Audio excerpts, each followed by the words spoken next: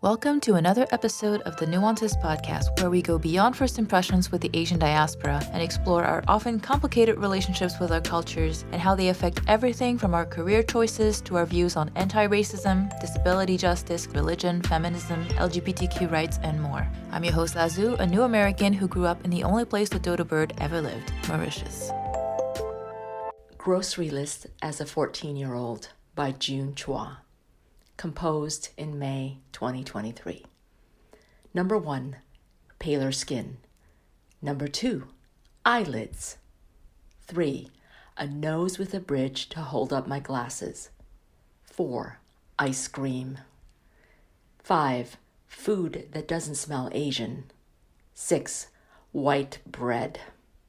7, to be tall and svelte. 8, parents that cared about arts and culture. 9, vacations that weren't camping trips. 10, brand name clothes. 11, hugs and sweet talk. 12, women that did their own thing and didn't have to get married. 13, more Asians in the arts. 14, ability to blend in. 15, to be Princess Leia. 16, to be Indiana Jones. 17, to have a Mr. Miyagi in my life. 18, to know that I have choices. 19, to leave Alberta. 20, to find my tribe. Thanks again for joining us on another episode of the Nuances Podcast. If you want to know how art can change people's lives, you will love this episode with June. In our conversation, we talk about how dance freed her from body image issues, how a drama class opened up her world and gave her an interest in history and current events, and how her films brought some Norwegians to tears and attracted hundreds of Nepalis to a screening in Kathmandu. Before we get into our conversation with June, here are a few things that come up in case you don't know them. Sandra Oh is a Canadian and American actor of Korean descent. She's Dr. Christina Yang in Grey's Anatomy and the star of BBC spy thriller Killing Eve. Mr. Miyagi is a fictional character from the Karate Kid franchise. A Stipendium is a scholarship in German. And Laksa is a spicy noodle dish popular in Southeast Asia. Our guest today is Chua.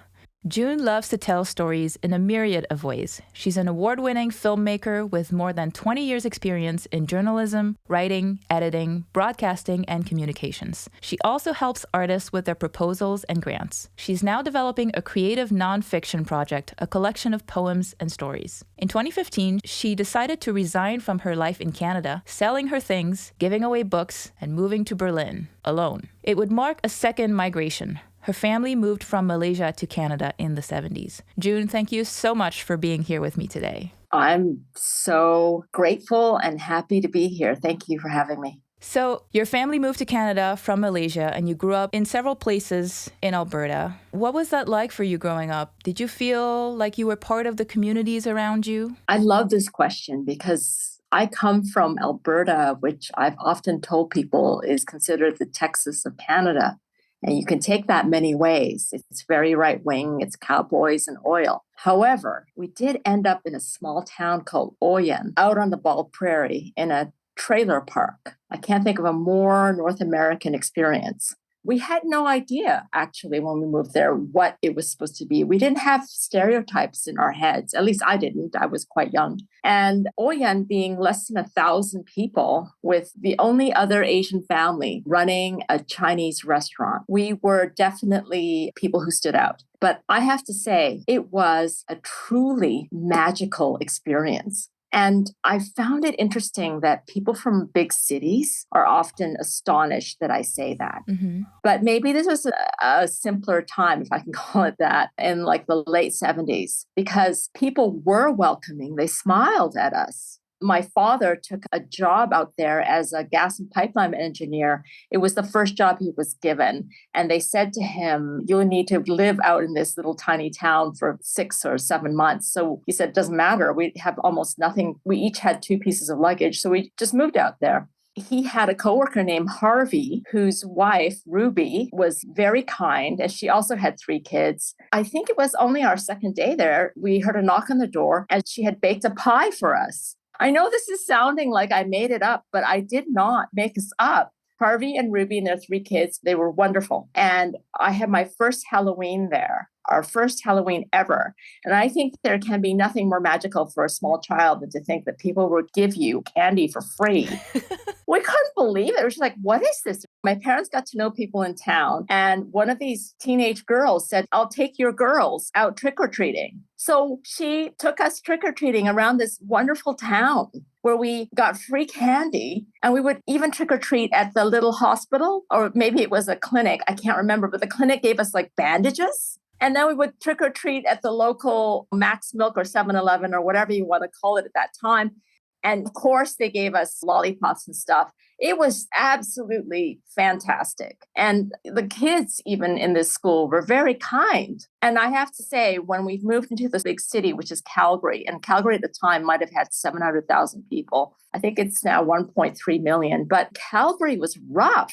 You always think, oh, a bigger city, there's multiracial kids, and there were more kids that looked like me or looked South Asian or whatever. But for the first time in my life, and I hate saying this word, I was called a chink. And it's taken me most of my life to be able to say that word without feeling the sting. It was literally a kid who refused to play with me and told my white friend, I don't play with chinks. Wow. And when you're 8 or 9 years old, that incident stayed with me all through my life. I know that your audience out there, whoever they are, have probably had that singular experience where they were alienated and othered in such a brutal manner, especially as a child, where you're just sitting there going, I don't understand what he's saying. Why? Why is this a problem? You don't even know me. Yeah. So I don't think of large cities as these wonderful multiracial places. I actually don't. I sometimes feel that they can be places that are even more alienating because people stick together. If you're in a small town, you have to get along with everyone.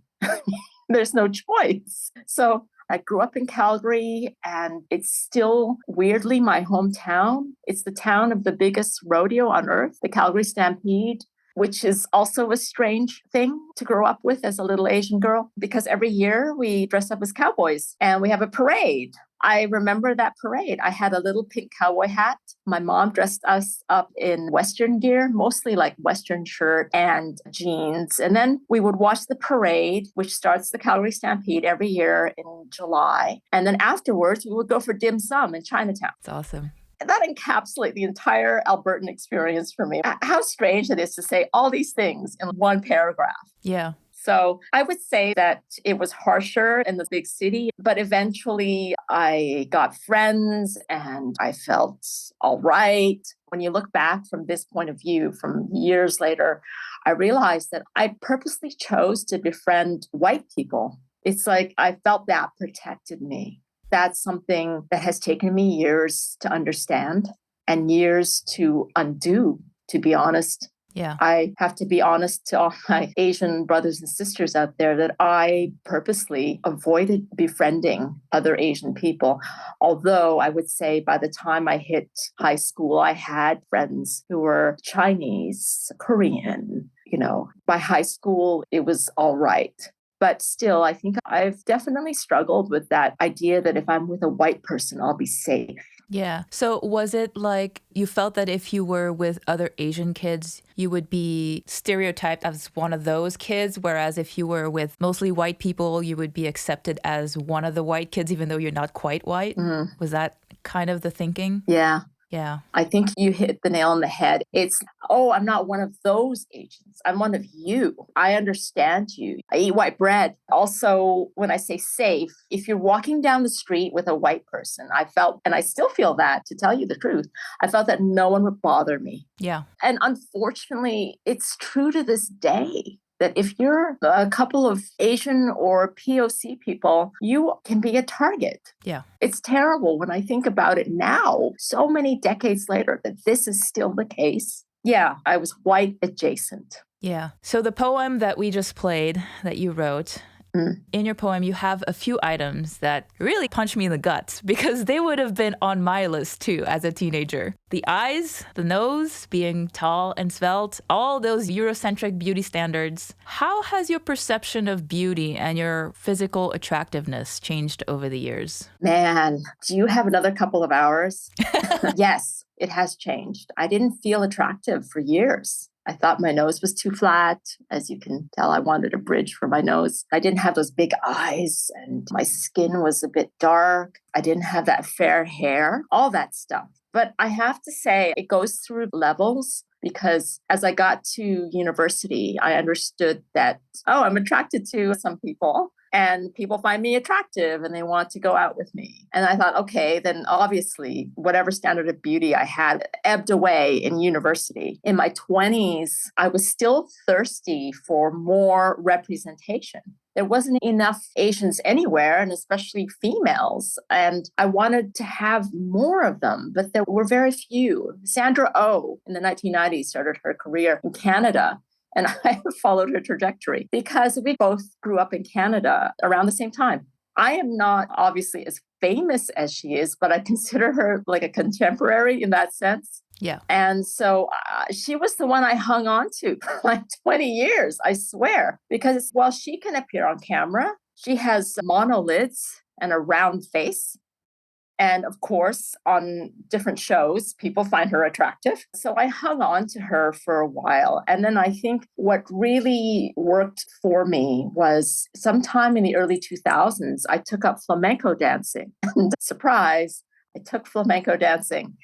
And that did something for me that I don't think therapy or even talking it out could have done for me, which was I'm not a very good dancer, by the way, but I took it because I thought, hey, that is the first female dance form that I've seen where the woman does not have to be 80 pounds, where she doesn't have to be so light on her feet. In fact, you are required to be heavy. I like that you stomp your feet and that you're of the earth. That's what I liked about that dance. And I hadn't seen much of that growing up. It was just ballet and goodness of waltzes and stuff, the old stuff. And so I decided to take it just for the feeling of like heaviness, to be rooted. I took it for 6 years and I loved it. I am a terrible flamenco dancer. However, my teacher, this wonderful woman in Toronto, said, flamenco dancing is not about perfection. It's not about some strange idea of looking beautiful. Flamenco dancing is emotion. She says, I've seen wonderful flamenco dancers where everything just looked gorgeous, but they didn't have emotion. And I have seen flamenco dancers where if you really look at the way they dance, it's not perfect, but they do it with such emotion. That's what flamenco is about. You are there in the moment and you put everything into it. And it could be rage, it could be sadness, it could be happiness. Be there. And I think that on its own made me understand that my body wasn't about other people looking at me. It was me moving my body in a powerful way and understanding that my body is here for me. I get to move from A to B with my body. I get to wake up in the morning. I get to walk. I get to get on airplanes. I get to hug people. And so that gave me such an inner sense of the beauty of the body. I want to also tell people that I struggled a lot in my teenage years with weight, with dieting. And this may sound familiar to a lot of people. And I still feel the struggle to this day about my body. However, I am very conscious of the fact that I did flamenco, that incredible sense of being rooted somewhere to the earth and being powerful has a lot to do with inner beauty. And so now as I get older, I see that my body has changed and I'm going through another sort of, oh, my body is not as svelte as it was before and I can't eat so much chocolate. But I try to remind myself, how do I feel? Do I feel still strong in my body? And most of the time, yes. Not all of the time, but most. That's where I'm at. Yeah, it's definitely a struggle that a lot of us, especially women, have faced in terms of trying to fit into that European beauty standard. I struggle with my weight too, but I like chocolate too much. I was like, screw it, I'm giving up. I'm with you, Sherry. I did a lot of dieting in my teens. And then at a certain point in my 20s, I was just like, I think this body is pretty good. It seems to be attractive to me and other people. And I love food so much that I cannot really give up on anything like chocolate, or I have to say bacon is my failing, and potato chips. I have to just eat them. I cannot put them in my house. You're Canadian, so you have to Yeah. eat bacon, don't you? I do, actually. It's my patriotic duty to love bacon so much. People can't believe it. I actually eat bacon 3 times a week. I know I love it, but I also eat oatmeal. Now, your list also speaks to cultural clashes, whether it's related to food, gender roles, career choices, or things that were not worth spending money on. Do you want to elaborate on the gap between what you felt you needed in order to fit in and what your family valued at the time? Because it seemed like a lot of those things, you felt like if you had those, you would be able to fit in better. Yeah. This topic of belonging is so big that it's almost difficult to encapsulate. The desire of any human being is to belong somehow. As an immigrant child who didn't look like everyone else, I didn't feel like I belonged in my early years in Canadian society or in school, let's just say. And my family also had different values that I didn't understand. So therefore, I didn't belong to my family either. I now can look on it as an adult and go, wow, those two are very painful. I would feel like I needed to belong like all the kids in school because in my family, it was very strict. And this may be a familiar story. The slogan of our family, if you could think of one, was get good grades, work hard, and eventually you will marry, buy a house, have children. That was a trajectory that you just knew. And I understand that is something that my parents felt was needed for survival, just pure survival. And as an adult, I can see fully that they were scared. They have 3 little girls, and what they wanted was for us to be secure. And what else but to become one of 5 professions? Is it doctor, lawyer, dentist? What are the other 2? Engineer, and there's a 5th. Maybe pharmacist. Accountant. Accountant. That's right. I joke about this with a lot of friends who didn't come from Asian families or immigrant families. And they thought, that's not true. I said, you don't understand. When I look at the people, like my parents' friends and their children, guess what they became? They really did. A lot of them became one of those groupings.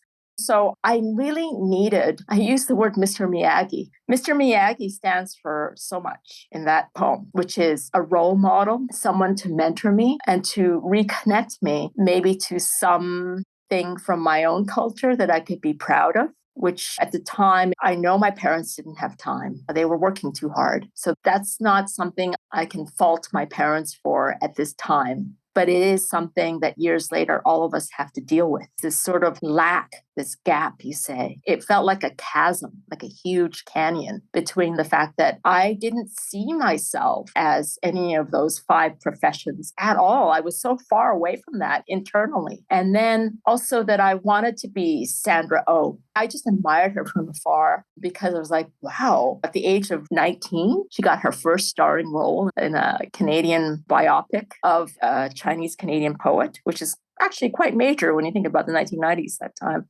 Mr. Miyagi stands for so much. I needed that type of person to guide me and to tell me that I had choices.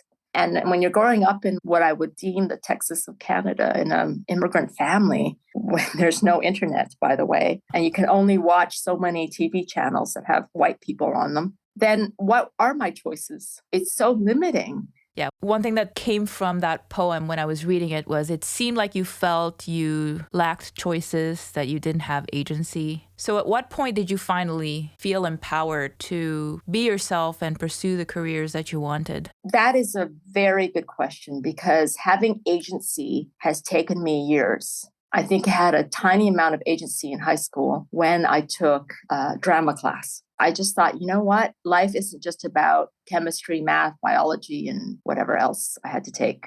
I looked at this and went, I'm going to take drama class because no one can stop me. It was one of my credits. So I did. And I'm eternally happy that I found this class where a man named Agrell pushed us. Everyone can talk about a very good teacher in their life. Mine was the drama teacher. He basically took us through a journey through world history. And if you took his class for 3 years, 15, 16, 17 years old, he told you that if you're an artist in the world, you have to know what's happening in the world. He pushed us a lot as high schoolers to understand the world. He infused in us critical thinking.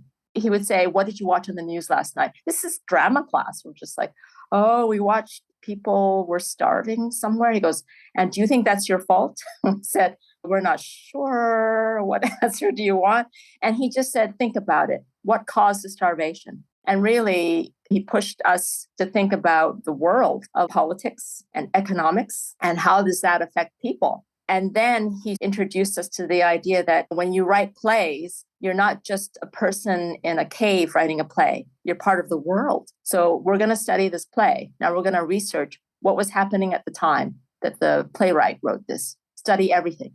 Dig it up. If we studied a play, we had to study everything about the playwright and the time that he did the play, all the social things that were happening, politics, whatever, that would affect how the play was written and why the playwright wrote it.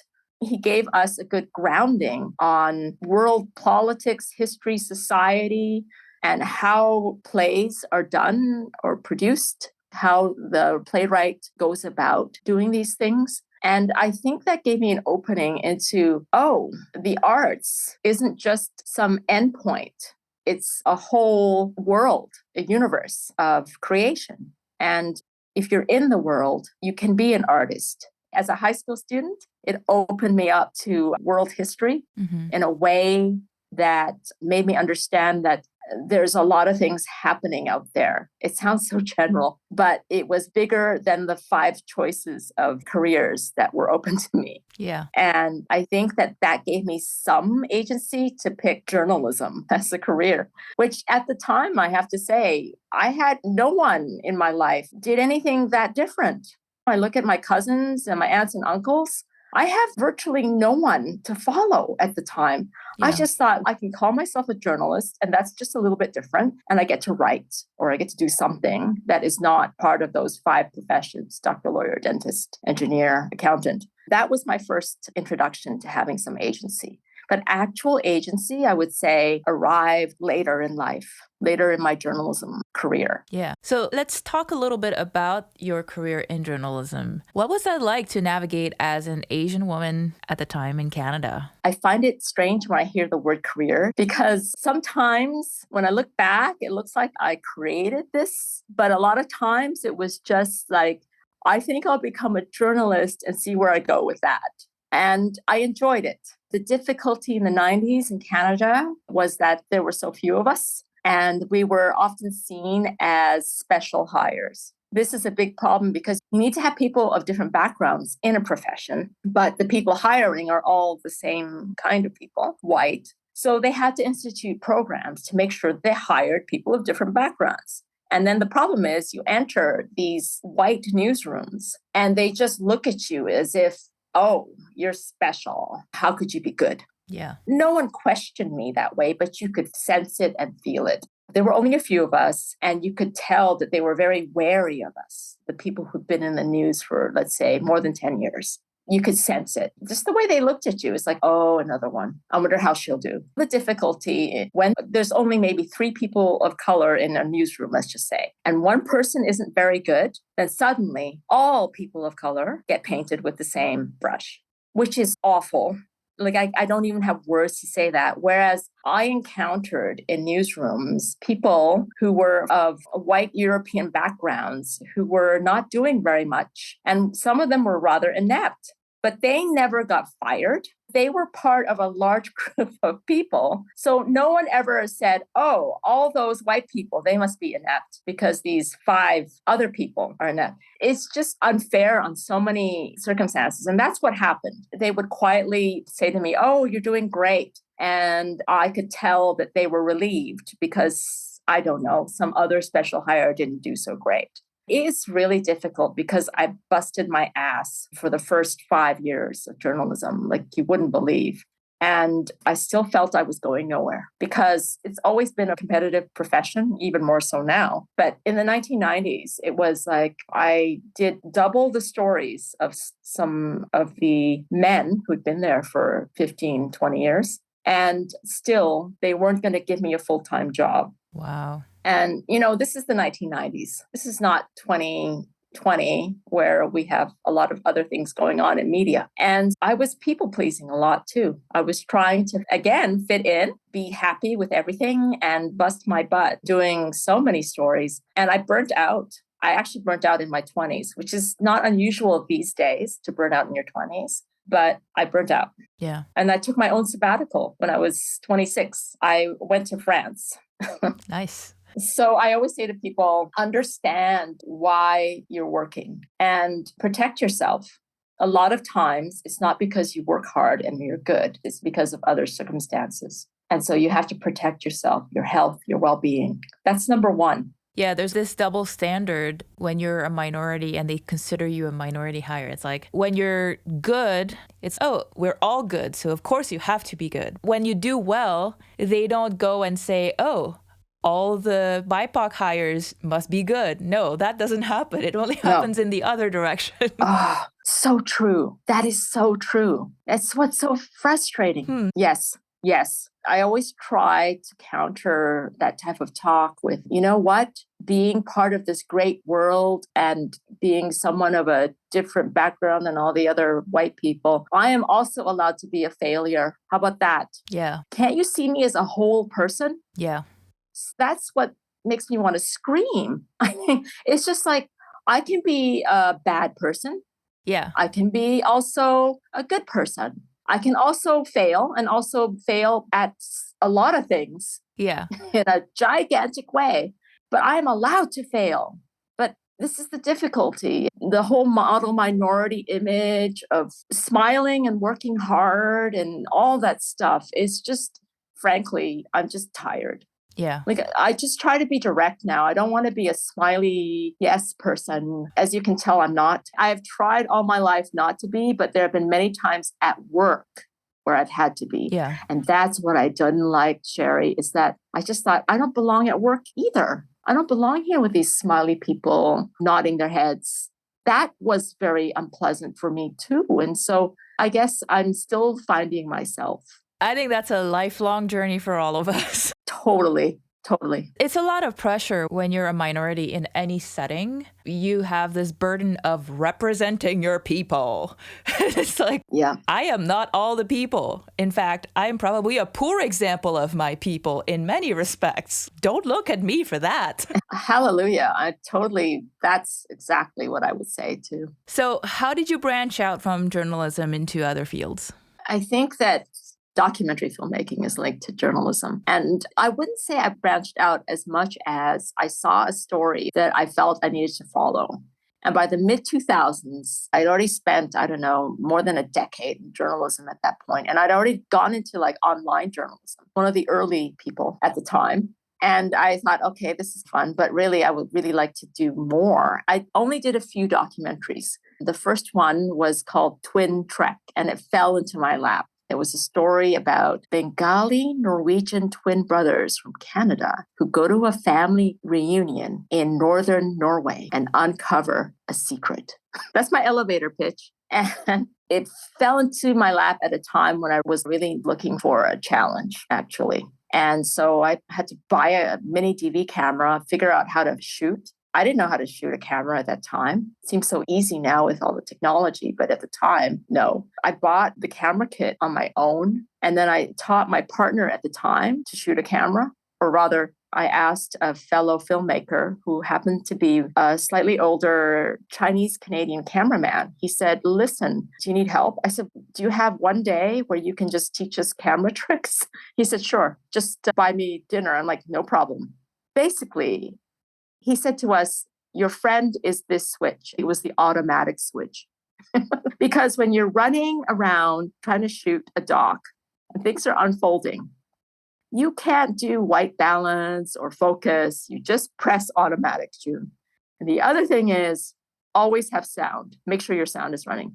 You can always try to do something with the pictures. If something goes wrong, you can somehow scrape by. But if there's no audio of a key moment, you're screwed. So it's like audio, yes, audio. But yeah, that's how I fell into documentary filmmaking. And on my first try at Hot Docs, the largest documentary festival in North America, I won my pitch. Awesome. And I have to say, it is also thanks to a wonderful African American filmmaker called Marco Williams, who happened to be standing by the food table with me at a party at Hot Docs. And he looked just as uncomfortable as I did. Although he has a lot more experience than me, I was a newbie. I was just standing there and I looked at him. I said, "Hey, are you a filmmaker here? What you doing here?" And he just started talking to me. And then I told him that I was trying to pitch my first ever doc. And he goes, "I can help you." So we worked on my oral pitch. You have to sit there in front of a commissioning editor and tell them your story. So we worked on it over a period of 10, 15 minutes.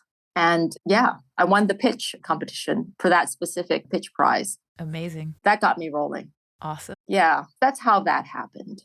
But a lot of times it's me feeling a little bit bored and trying to find new ways of doing other things. That's how I fell into a few things here and there. I was seeking. Yeah, and you had not one, but several amazing careers in multiple different creative fields. So I wanted to give you the opportunity to tell us about some of the highlights, your favorite moments in various roles that you have played over the years. I think, sure, it's really difficult to be beating my chest. I'm not used to it, believe it or not. It doesn't have to be something that you feel like deserve international acclaim, but it can be something that you were proud of. What was a piece in journalism that you worked on that you were really proud of, or any other project that you were proud of? Yes. That's all that matters. Thank you. It's a lovely question to ask because then it makes me understand what I've done.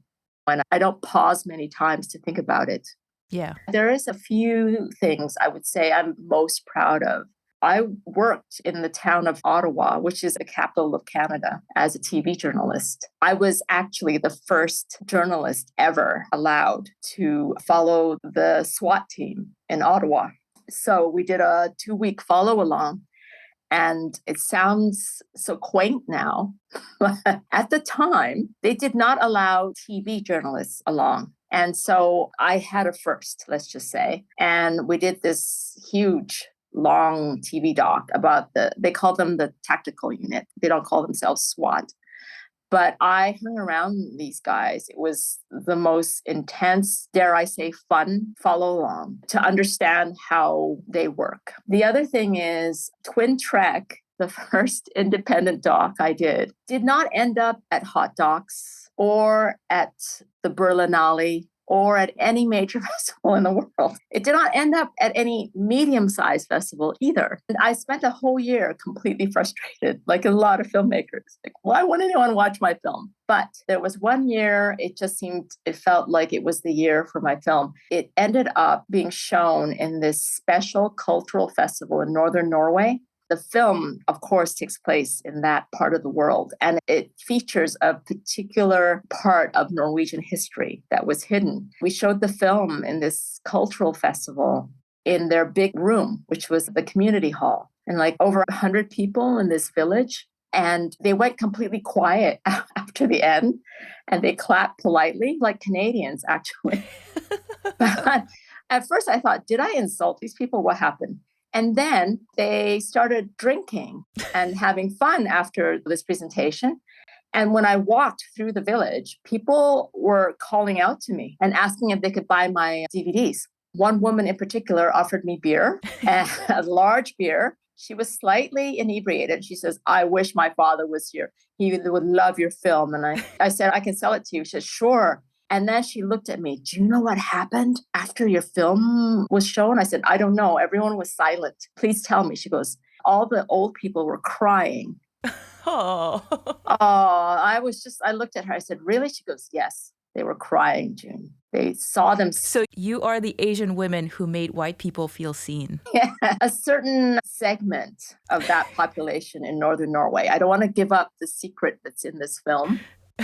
But yes, And also, this film ended up at the Kathmandu Film Festival in Nepal. And I have to say, nothing is going to top, I can't believe I'm saying this, nothing is going to top that feeling of having landed in Kathmandu, which feels like, I don't know, it was like a film festival on Mars, basically. It was so unique to be in a place like that where you're just like, wow, I'm in Kathmandu and apparently my film is screening here. And they said, your film is screening there. And they pointed at this giant auditorium. I said, what? I thought it would be screening at the smaller venue. They said, no, it's going to be here. I said, how many seats are in there? They said 700. I said, no, who's going to show up on a Tuesday night to see my film?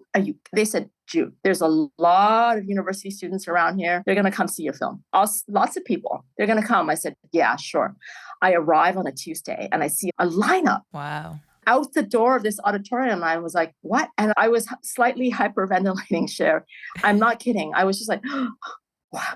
I can't believe this. I can't. And I was with several filmmakers. They were from different parts of like from India, from Sri Lanka, Bhutanese filmmakers. They were so sweet. These filmmakers I was with during that whole time, they were wonderful. And they looked at me and they're like, are you okay? I said, no. And then we get into the auditorium and I see all the seats filling up and I run to the bathroom. I am crying like you wouldn't believe. It was just enormous. And so I always say to people, you don't know when you start a creative project where it's going to end up. Yeah. And you're going to be really frustrated. Really. You're going to think you made the worst film in the world or that no one cares, that no one's ever going to see your film. And then the world opens up somehow. I may never make it to the Berlinale or Cannes with my film or hot docs, but I tell you, that moment will never be taken away from me or the film. There were like not 700 people in the auditorium, but it was quite full. So they said probably over 500 people. I was like, wow. That's a lot. That is an enormous amount of people. And for a Tuesday night, that is insane for a Tuesday night. Kathmandu. And I think of all the films at Hot Docs, which are all great because I was going to Hot Docs forever.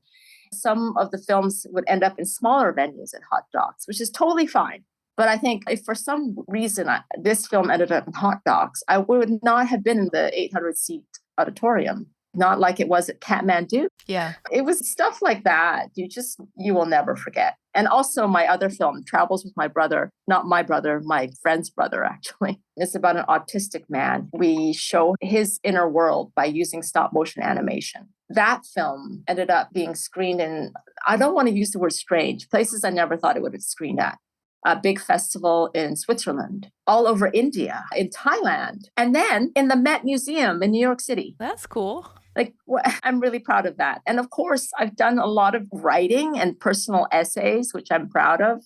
One of which was about flamenco and what it did for me and my body. That was in the back page of the Globe and Mail newspaper in Canada. And that was, for me, a sterling moment also. Do you have a link to that? We could put it in the show notes. Absolutely. Flamenco essay. Oh God, Sherry, you've got me talking. You have so many cool stories. I want to hear them all. We only have an hour, but I want to hear them all. I know. I just thank you for when I recount these things, it makes me feel really good. Yeah. And hearing your story about both documentaries, it reinforces the new idea around social media these days that you really have to find your niche and just make whatever you want to make because there's an audience for it. I totally agree. Finding that audience where they live, it's a little tricky. Sometimes you might have to go to Kathmandu, but yeah. If you do go there, it's pretty awesome, apparently. Yes. Yes. If I could just interject about another thing about Kathmandu. On my way to Kathmandu, you have to stop at different points just to get all the way there. I got an email from a woman who ran the Spiny Babbler Arts Club in Kathmandu. I remember looking at it going, this sounds like it's from Harry Potter. Is this email even real? And she said, hi, I do this arts club for children in Kathmandu every Saturday. And I'm also part of the Kathmandu Film Festival. I really like your film. I was wondering if you wouldn't mind showing it to these kids in Kathmandu while you're here. That's really cool. Sure. Now, again, you don't know what's going to happen to you or your film when you start a creative project. And let me tell you, I got picked up by a 16-year-old on a motorbike on a Saturday morning. go somewhere in Kathmandu. And I looked at him. I remember I said to him, do you have a second helmet? He just wanted me to get on that because the traffic in Kathmandu is insane. Yeah. And I just said, I'm not going to survive this, but what a great obituary.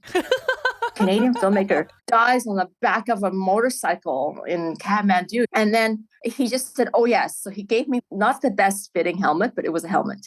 And I put it on. And then I clung to this boy for my dear life because there are no traffic rules in Kathmandu. He's weaving in and out of traffic like you wouldn't believe. And I could feel my leg brushing up against the side of a van or something. I'm like, oh, God, let me survive this. Let me survive this. And I got to present my film to a group of 8 to 14-year-olds. I would say that the older kids were more interested than the younger kids. There is a picture of me with all these kids in Kathmandu somewhere. And I don't know, it's all very special. Yeah. It's not the most, how do you say it? Prestigious. Prestigious, that is the word. But it means something. A lot of it meant something. Yeah. To some people somewhere in the world. Yeah. And I think at the end of the day, that's what matters more. Yes. Don't get me wrong. It's nice if you get an Academy Award, but I'm not saying it's not, but I would love one. Yeah. But the fact that it has meaning for the people who see it, just like with this podcast, it's not like I'm getting awards for this, but people will send me messages and say, you know, I really feel seen when I listen to those stories. And that means a lot to me because that was representation I never had growing up. Yeah, Sherry, I have to give full props to you. Oh, thank you. The fact that your podcast asks the good questions, the fact that you do research. Thank you. The fact that you ask me a lot of things that happened before the interview. I think your audience knows this, but I just want to reiterate that we need this so badly, and not in a way that it has to be focused, actually. That's not the exact word I want to use, but focused and deep. That's the reason why I wanted to be on your podcast.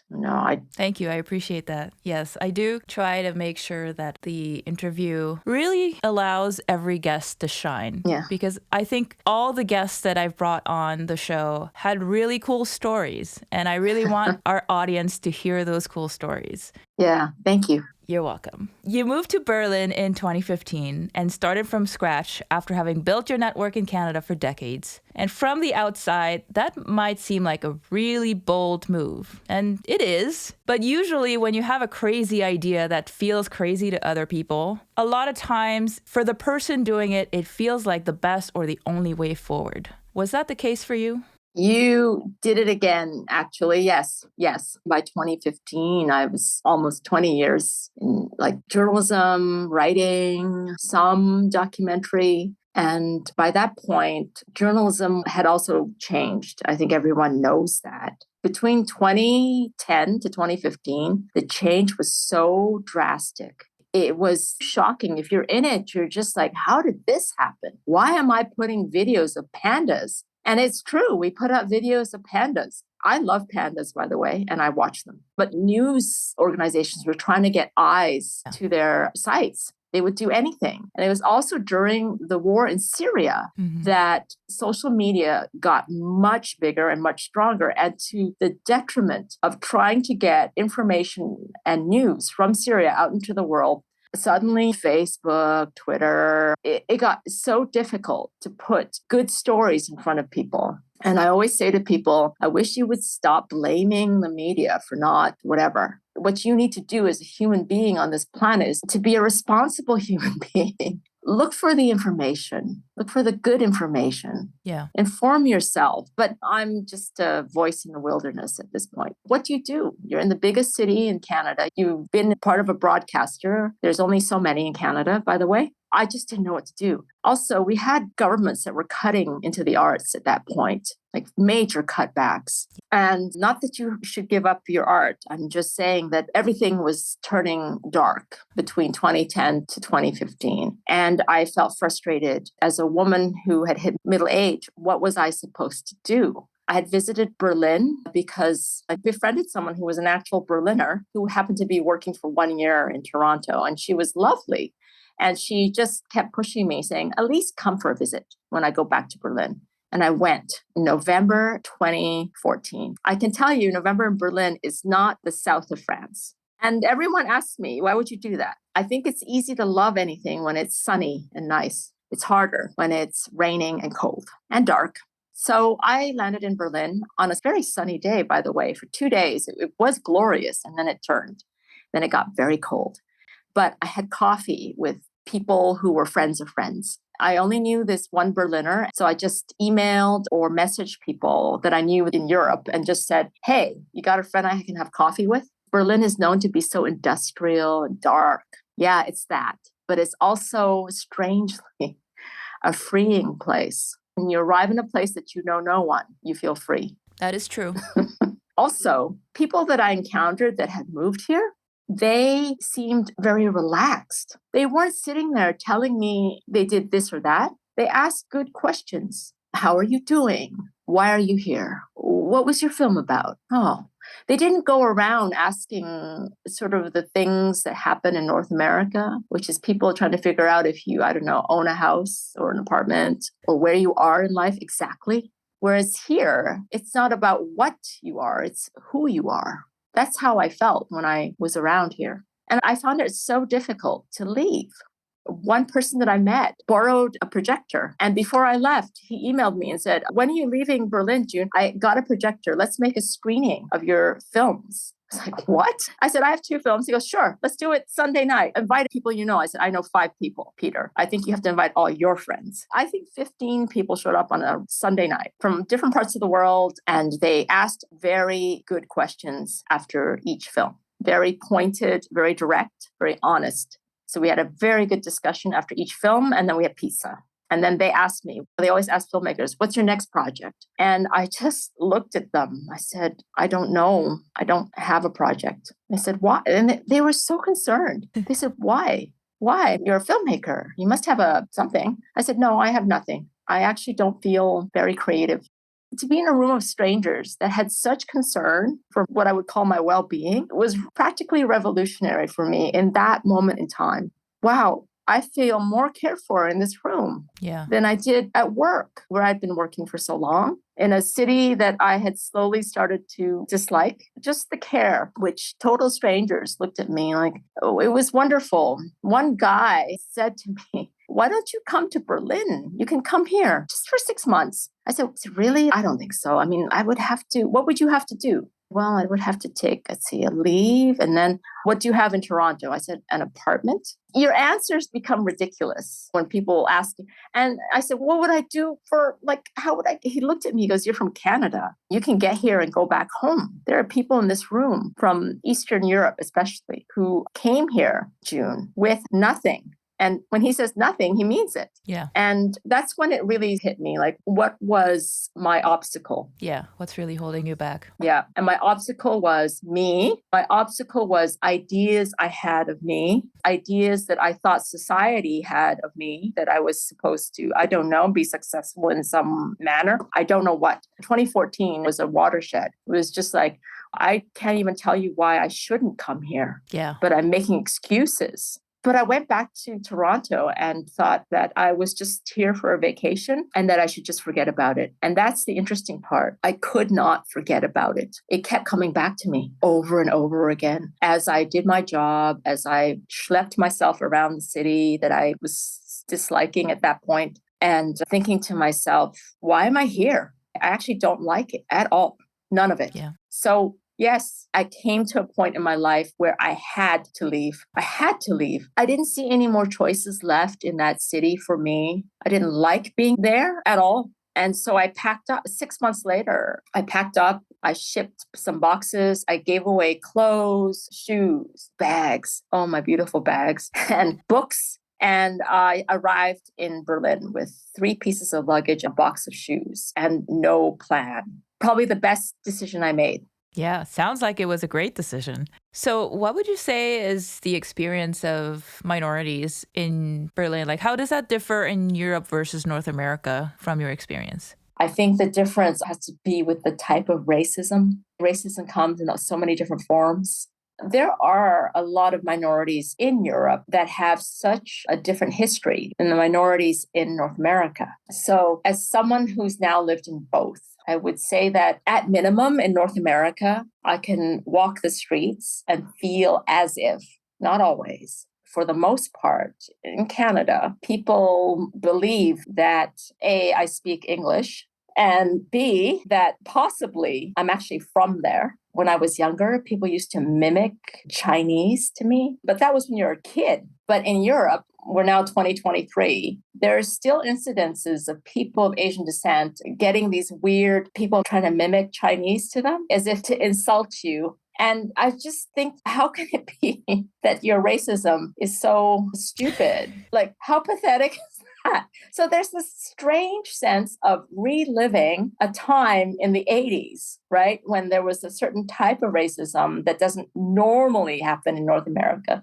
Whereas it just happens in Europe because they're 15 to 20 years behind on this. But there is a lot happening in Germany to decolonize. There's a lot. And it took a lot from the Afro-German community, especially. They've been working on it for 20, 30 years to change street names, to take off the names of colonizers, to return art objects. I'm not part of that, so I can't be a representative speaking about what happens in that sphere. But I have to say that in the last 5 years, I have seen so much movement here that it gives me a tiny bit of hope. Yeah. I think also there is a time, a lot of Asian women can say this, where you are seen either as a prostitute or as someone who cleans houses. And there's nothing wrong per se with sex work, and there's nothing wrong with someone cleaning houses. But again, I feel as if there's such a lack of understanding of a whole person, as we keep talking about in your podcast. Yeah. Here, it's particularly stark. It feels as if, oh, am I sometimes back in like 1993? Yeah. And then once in a while, they do something that makes me think, wait a minute, you're so far ahead. Traditional Chinese medicine here is practiced by physicians. So actual doctors, medical doctors, for the last decades in Germany have learned acupuncture. This is not the case in Canada. Yeah, this is starting to become a thing here too. So there's little strange things that you discover when you're living here that you think, you guys took on traditional Chinese medicine like way back. How did this happen here in this place? So there's things that are quite good and there are things that are quite bad. What advice you have for listeners who may be considering a bold move? How do you go about deciding what options to pursue? I think it's tough for me to give advice. Different people are at different points in their life. And it's hard to hear advice sometimes when you're so low that you think, no, I can't do that. But wherever you are in your life, it helps to be somewhere quiet and alone. I spent hours and hours alone in January 2015 thinking about my life. There's a small, quiet voice in you that wants to get out, that's trying to tell you something. And there's so much noise around you, in your head, in society, on TV, that it takes a while to sit quietly with yourself and really understand what your body is saying to you. Literally, it's your body saying, you can't stay here. Yeah. That is what I actually felt sitting in my apartment in Toronto. It may sound like I heard a real voice. That's not what I'm saying. Internally, I heard an internal whisper that said, no, you can't stay here. Yeah.